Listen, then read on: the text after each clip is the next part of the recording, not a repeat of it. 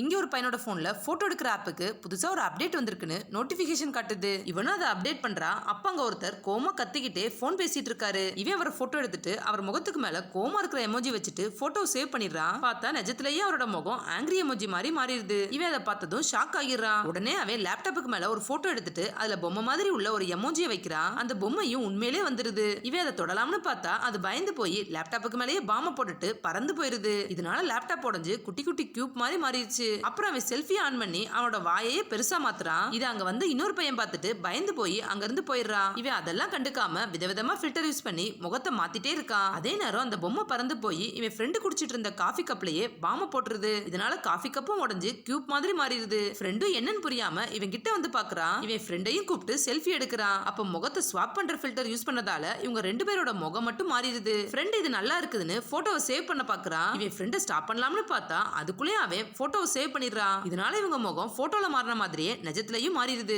ரெண்டு பேரும் முகத்தை தேய்ச்சு தேய்ச்சு கழுவி பாக்குறாங்க. பட் பழைய மாதிரி மாறவே இல்ல.